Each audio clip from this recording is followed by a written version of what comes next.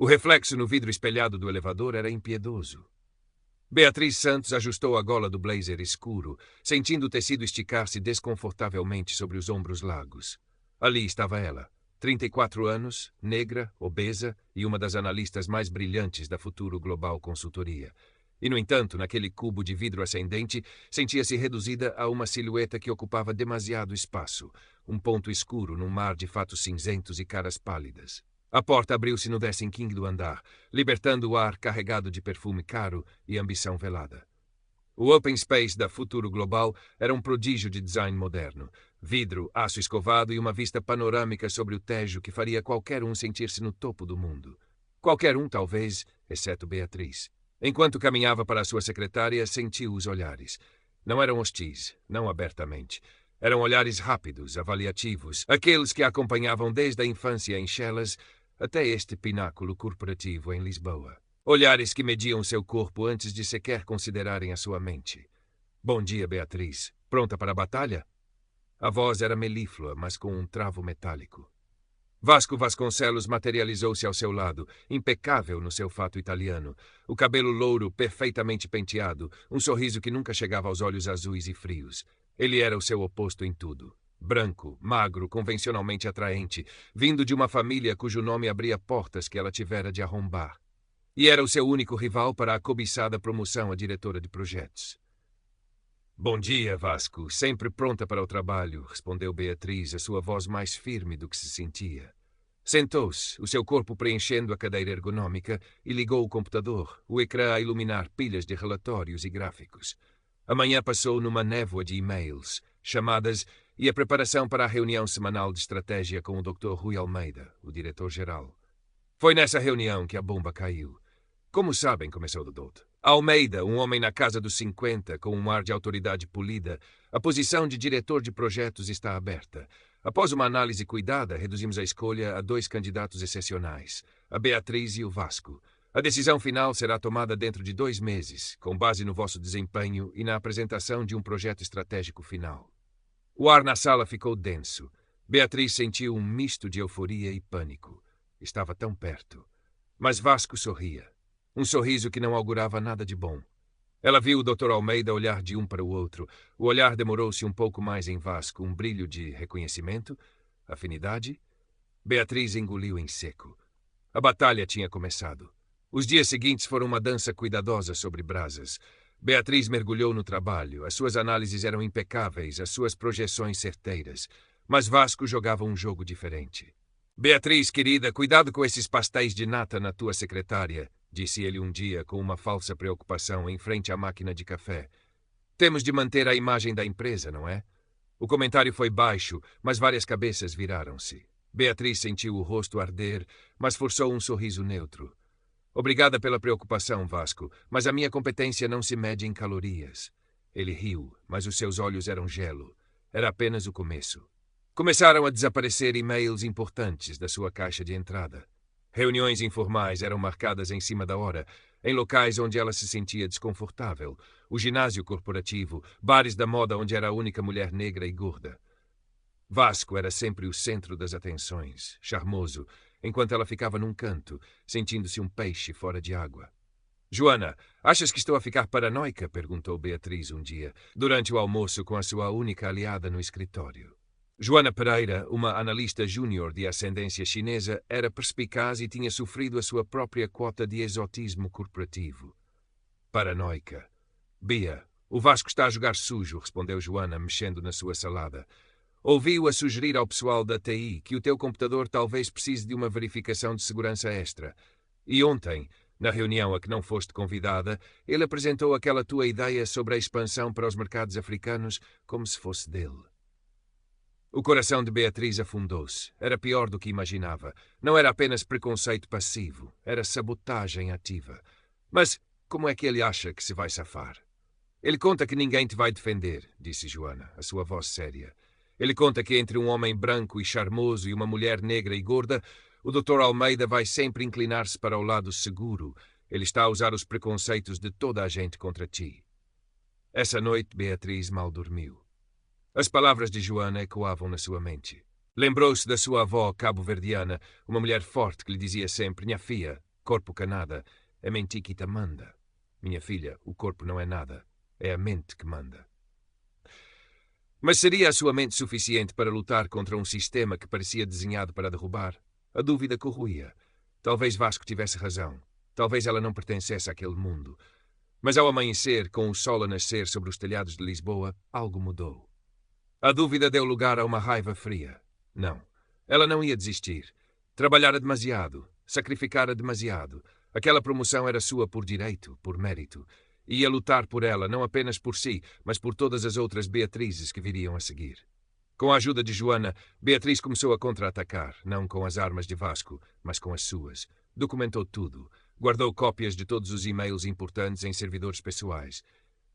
Gravou discretamente conversas onde Vasco fazia comentários inapropriados. E, mais importante, focou-se em criar um projeto estratégico final que fosse irrefutável, brilhante, inatacável. Um dia, Joana aproximou-se da sua secretária, pálida. Bia, tens de ver isto. Mostrou-lhe um e-mail. Era de Vasco para um colega, reencaminhado por engano para Joana. Nele, Vasco ridicularizava abertamente o peso de Beatriz e fazia piadas racistas sobre a sua sorte em ter chegado tão longe. Imagina só a baleia africana a tentar representar-nos em Paris. Seria o fim da nossa reputação. As palavras eram como facas. Beatriz sentiu as lágrimas a quererem sair, mas respirou fundo, a raiva a solidificar-se em determinação de aço. Guarda isto, Joana, guarda bem. Aquela era a prova de que precisava, não para atacar, mas para se defender, se necessário. O dia da apresentação final chegou. O ar na sala do conselho era elétrico. O Dr. Almeida sentava-se ao centro da longa mesa polida, ladeado por outros diretores. Beatriz sentou-se num canto, sentindo o seu coração a bater descompassado. O seu fato, feito à medida por uma costureira amiga, assentava-lhe melhor, mas ainda assim sentia todos os olhares sobre si. Vasco foi o primeiro. A sua apresentação era polida, cheia de gráficos apelativos e palavras-chave da moda. Era charmoso, confiante. Mas Beatriz, ouvindo atentamente, percebeu a falta de substância, a apropriação de ideias, incluindo a sua sobre a expansão africana, agora apresentada com um toque Vasco. E no final, ele lançou a sua última farpa. E claro, para liderar um projeto desta magnitude, precisamos de alguém com presença. Alguém que personifique a imagem dinâmica e ágil da futuro global. O olhar dele passou por Beatriz, um flash de desprezo mal disfarçado. Chegou a vez de Beatriz. As suas mãos tremiam ligeiramente enquanto ligava o seu portátil. Respirou fundo, lembrando-se da avó. Ergueu a cabeça e olhou diretamente para cada membro do conselho. Bom dia. O meu nome é Beatriz Santos. A sua voz era calma, mas ressoava com uma autoridade tranquila. Hoje não vos vou falar apenas de números e projeções. Vou falar-vos de futuro. Um futuro onde a futuro global não se limita a seguir tendências, mas a criá-las. Um futuro onde a diversidade não é uma palavra da moda, mas a nossa maior força competitiva. A sua apresentação foi brilhante. Não era apenas tecnicamente superior à de Vasco. Era visionária. Usou os seus dados, as suas análises, mas também a sua perspectiva única. Falou dos mercados africanos, não como uma ideia abstrata, mas com um conhecimento profundo, nascido da sua herança e da sua pesquisa. E sem nunca mencionar Vasco ou e-mail, abordou a questão da imagem. A presença de um líder não se mede pela sua conformidade com um molde pré-definido, disse ela, os seus olhos fixos nos Dr. Almeida. Mede-se pela força das suas ideias, pela sua capacidade de inspirar equipas, pela sua integridade e pela sua coragem de ver o valor onde outros veem apenas o que é diferente. A agilidade da futuro global não reside em corpos esguios, mas em mentes abertas, capazes de navegar a complexidade do mundo real. E o mundo real, senhores, é diverso. Ignorar isso não é apenas míope, é um mau negócio. Houve um silêncio profundo quando ela terminou. Ninguém aplaudiu, mas os olhares tinham mudado. Havia respeito. Havia talvez um pouco de desconforto. Beatriz voltou para o seu lugar, o seu corpo a zumbir com adrenalina. Tinha dito o que precisava de ser dito. Tinha feito o seu melhor. O resto não estava nas suas mãos. Esperar pela decisão foi uma tortura. Beatriz tentou trabalhar, mas a sua mente estava na sala do conselho. Joana passava pela sua secretária a cada meia hora com um sorriso encorajador. Vasco evitava o seu olhar, parecendo estranhamente menos confiante. Finalmente, ao fim da tarde, o telefone tocou. Era a secretária do Dr. Almeida. A doutora Beatriz Santos pode vir ao gabinete do diretor-geral, por favor? Com o coração na boca, Beatriz fez o caminho. A porta estava entreaberta.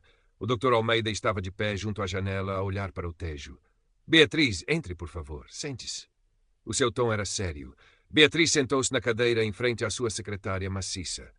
Foi uma decisão difícil. Ambas as apresentações tiveram os seus méritos. Ele fez uma pausa, olhando-a nos olhos. No entanto, a sua visão, a sua profundidade analítica e, devo admitir, a sua coragem foram decisivas. Parabéns, diretora Santos. A promoção é sua. Um turbilhão de emoções invadiu Beatriz. Alívio, alegria, exaustão. Lágrimas brotaram-lhe aos olhos, mas ela conteve-as. Obrigada, Dr. Almeida. Prometo que não se vai arrepender. Eu sei que não, disse ele. E depois, num tom mais baixo, quase hesitante, recebi certas informações sobre o comportamento do Sr. Vasconcelos. Não se preocupe, a situação será tratada internamente. A Futuro Global não tolera falta de profissionalismo. Ele não disse preconceito, mas Beatriz entendeu. Talvez Joana tivesse agido, ou talvez a sua própria apresentação tivesse forçado uma reflexão. Quando saiu do gabinete, viu Vasco a arrumar a sua secretária, acompanhado por um segurança. Os seus olhares cruzaram-se por um instante. Nele viu raiva, humilhação, mas também uma incompreensão fundamental. Ele nunca entenderia. Beatriz caminhou pelo open space. Os olhares ainda lá estavam, mas agora eram diferentes. Havia curiosidade, respeito, talvez até um pouco de admiração. Chegou à sua secretária e encontrou Joana, com um sorriso rasgado e um pastel de nata na mão. Eu sabia, Bia, eu sabia. Abraçaram-se, um abraço forte de cumplicidade e vitória. Mais tarde, de pé na varanda do seu novo escritório, o escritório de canto, com a vista mais deslumbrante, Beatriz olhou para Lisboa acender-se sob o céu crepuscular. O Tejo brilhava como uma fita de prata. Sentia-se cansada, mas inteira. Sabia que esta era apenas uma vitória, que a luta contra os Vascos do mundo e os preconceitos silenciosos estava longe de terminar. Mas hoje ela tinha provado que a sua avó tinha razão. O corpo não era nada, era a mente, e o coração, e a coragem que mandavam. E ela estava pronta para mandar. Respirou fundo o ar da noite, o ar de Lisboa, o ar da sua conquistada liberdade. Estava pronta para o futuro.